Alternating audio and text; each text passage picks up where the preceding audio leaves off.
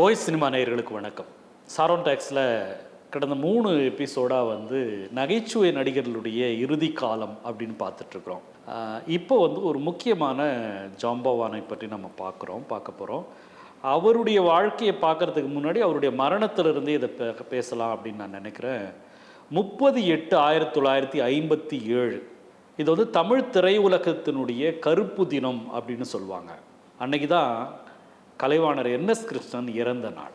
அப்படியே தமிழ் திரையுலகமே தமிழகமே ஸ்தம்பித்து போன ஒரு நாள் அது. அந்த நாள் எப்படி காந்தியினுடைய மரணத்துக்கு பிறகு ஒரு மனிதனுடைய மரணம் அவ்வளவு பெரிதான மக்களால் துக்கத்தோட அனுசரிக்கப்பட்டது அப்படின்னா அது கலைவாணருக்கு தான் அப்படின்னு சொல்கிறாங்க.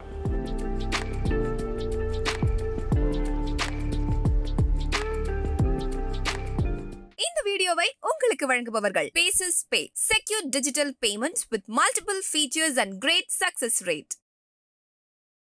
இப்போ சார்லி சாப்ளினுக்கு பிறகு கலைவாணருக்கு தான் முதல்ல ஒரு நகைச்சுவை நடிகருக்கு, குறிப்பாக இந்தியாவில் ஒரு நகைச்சுவை நடிகருக்கு சிலை வைக்கப்பட்டது அப்படின்னா அது கலைவாணருக்கு தான். முதல் வச்ச சிலை இலங்கையில், அடுத்த சிலை சென்னையில் வச்சாங்க. தியாகராய நகரில் கலைவாணருக்கு சிலை வைக்கப்படுது. பேரறிஞர் அண்ணா தான் அந்த சிலையை திறந்து வைக்கிறாரு. ஒரு நடிகருக்கு சிலை வைக்கப்பட்டது கலைவாணருக்கு தான் முதல்ல தமிழில் இண்டஸ்ட்ரியில். அது ஒரு முக்கியமான ஒரு செய்தி. இப்போ கலைவாணர் இறந்து போகிறார். இறந்து போன அந்த அவருடைய அந்த நாள் எல்லாரும் என்ன சொல்கிறாங்கன்னா, தியாகராய நகர், இந்த மேற்கு மாம்பலம், அண்ணா சாலை முழுக்க மக்கள் கூட்டமாக இருக்குது. மக்கள் கூட்டம் எதுவுமே வேடிக்கை பார்க்குறதா இல்லை, பார்க்குற எல்லாருமே கதறி அழுதுகிட்டே இருந்தாங்க அப்படின்னு சொல்கிறாங்க. அவருடைய இறுதி ஊர்வலத்தை சொல்லும் பொழுது, அவருடைய இறுதி ஊர்வலம் மேற்கு மாம்பலத்திலிருந்து ராணிமேரி கல்லூரி வழியாக அந்த இடுகாட்டுக்கு கொண்டு போகிறாங்க. ஏறக்குறைய 13 மைலும் மக்கள் திரளால் நிரம்பி இருந்தது.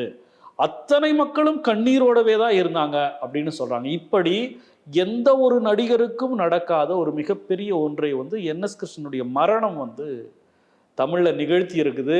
கின்னஸ் மறந்து போன ஒன்றில் அது ஒன்று அப்படின்னு சொல்கிறாங்க. இப்போ இந்த என்எஸ் கிருஷ்ணன் ஒரு சாதாரணமாக நாகர்கோவில் சுடலை முத்து கிருஷ்ணன் அப்படின்றது தான் அவருடைய பேர். 1908 நாகர்கோவிலுக்கு பக்கத்தில் இருக்கிற ஒழுகுனசேரி அப்படின்ற ஊரில் என்எஸ்கே பிறக்கிறாரு. 57 இறந்து போகிறார். ஒரு நாடக நடிகராக ஒழுகுனசேரியில் அவர் இருக்கும்போது பள்ளிக்கூடத்துக்கு போகிறாரு. அப்போ அது திருவிதாங்கூர் சமஸ்தானத்தில் இருக்குது.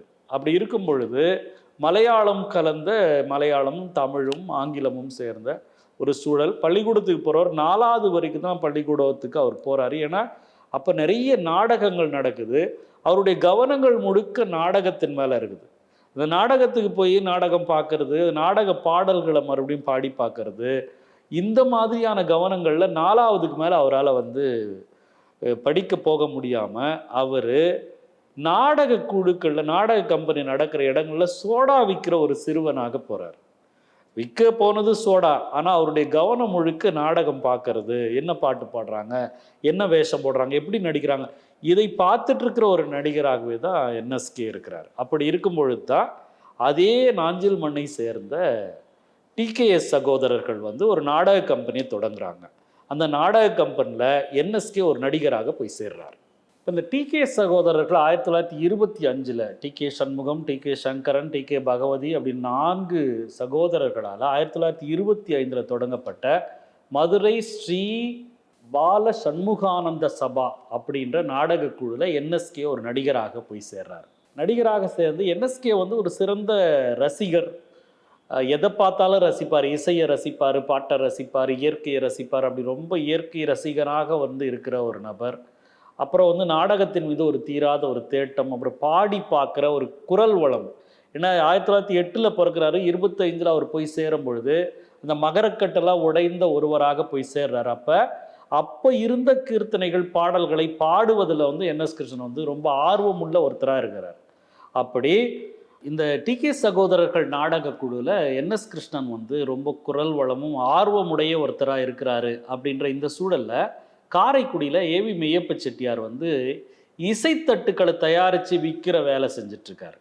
அப்படி செய்துட்டு இருக்கிறவர் என்எஸ்கே வந்து அவருடைய கவனத்துக்கு, அவருக்கு என்எஸ்கேவை பார்த்த உடனே, அவருடைய ஆர்வத்தை பார்த்த உடனே என்எஸ்கே வச்சு ஒரு இசைத்தட்டு உருவாக்கணும் அப்படின்னு சொல்லி கோவலன் அப்படின்ற ஒரு இசைத்தட்டை வந்து என்எஸ்கே வச்சு உருவாக்குறதுக்கு ஏவி மெய்யப்ப செட்டியார் முயற்சி பண்ணுறார். இப்போ ஏவி மெய்யப்ப செட்டியார் வந்து ரொம்ப ரசிக்கத்தகுந்த நல்ல பாடல்களை பதிவு செய்து இசைத்தட்டுகளாக தயாரித்து அதை விற்பனை செய்துட்டு இருக்கிற நேரத்தில் அவர் என்எஸ்கே அவனுடைய குரலெல்லாம் பார்த்துட்டு அவருடைய ஆர்வத்தை பார்த்துட்டு அவரை வச்சு கோவலன் கதையை வந்து கதா காலட்சேபமாக 3 மணி நேர கதா காலட்சேபமாக பண்ணுறதுக்கான ஏற்பாடுகளை செய்கிறார்.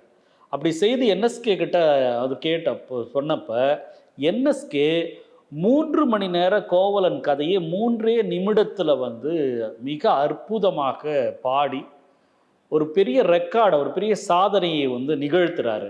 அந்த ரெக்கார்டு வந்து அப்போ மிக பிரபலமாக விற்கப்பட்ட ரெக்கார்டு. ஏவிஎம்னுடைய அவருடைய கரியரில் அது ஒரு முக்கியமான ஒரு பகுதியாக இருக்குது. அந்த முதல் முயற்சியிலேயே ஒரு 3 மணி நேர கோவலன் கதையை 3 நிமிடத்தில் வந்து என்எஸ்கே அந்த கதை முழுமையும் வந்து ஒரு பாடலாக வந்து பாடி ஒரு ரெக்கார்டு, புது ரெக்கார்டை வந்து என்எஸ்கே செய்கிறார்.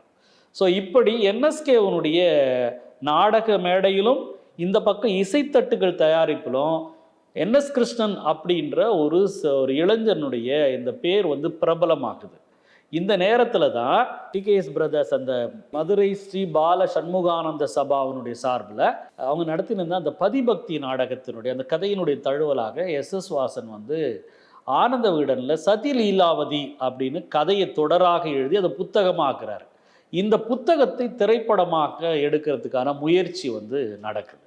கோவை மனோரமா ஃபிலிம்ஸோட உரிமையாளர் மருதாச்சலம் செட்டியார் வந்து இந்த சதிலீலாவதியை வந்து படமாக எடுக்கிறதுக்கு தொடங்குறாரு. போயிட்டு எஸ் வாசனை பார்த்து அதுக்கான அனுமதியை பெற்ற பிறகு அமெரிக்கரான எல்லிசார் டங்கனை வந்து இயக்குனராக போட்டு அந்த படத்தை வந்து எடுக்க தொடங்குறார். அப்படி எடுக்க தொடங்கின இந்த படத்துக்கு நிறைய சிறப்புகள் உண்டு. எல்லிசார் டங்கன் என்கிற அமெரிக்கர் டைரக்ட் பண்ண படம், எஸ் வாசனுடைய கதையை தழுவி உருவாக்கிய படம், எம்கே ராதா என்கிற நடிகர், எம்ஜி ராமச்சந்திரன் என்கிற நடிகர், டிஎஸ் பாலையா என்கிற நடிகர், எம்வி மணி என்கிற நடிகர், இவங்களெல்லாம் இந்த படத்தில் தான் அறிமுகமாகறாங்க. இந்த படத்தில் தான் என்எஸ் கிருஷ்ணனும் வந்து முதல்ல சினிமாவுக்கு நடிகராக ஒப்பந்தம் செய்யப்படுறார் சதிலீலாவதி படத்தில்.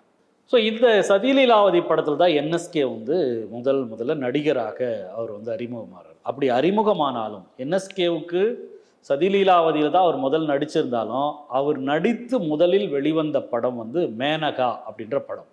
மேனகான்ற படம் தான் தமிழ் சினிமாவினுடைய முதல் சமூக படம் மேனகா.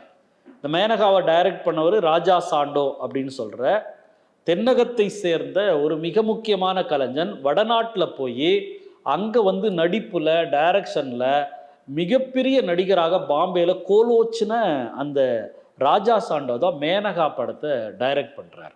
இந்த மேனகான்றது ஒரு நாடகமாக என்எஸ்கே இடம்பெற்றிருந்த அந்த டிகேஎஸ் சகோதரர்களுடைய மதுரை ஸ்ரீ பால சண்முகானந்தா சபாவினுடைய நாடகமாக அவங்க போட்டுட்டு இருந்தாங்க.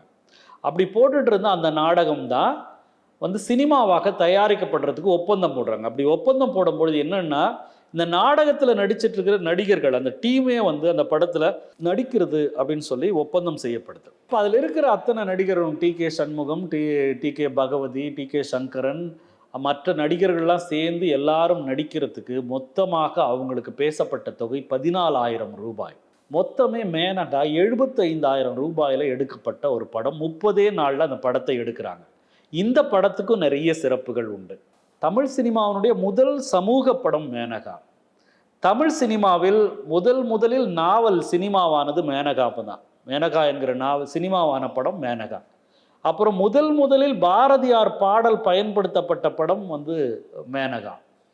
1935ஆம் ஆண்டின் சிறந்த படமாக தேர்ந்தெடுக்கப்பட்ட படம் மேனகா. 30 நாளில் படப்பிடிப்பு செய்யப்பட்டு திரைக்கு கொண்டு வரப்பட்ட படம் மேனகா.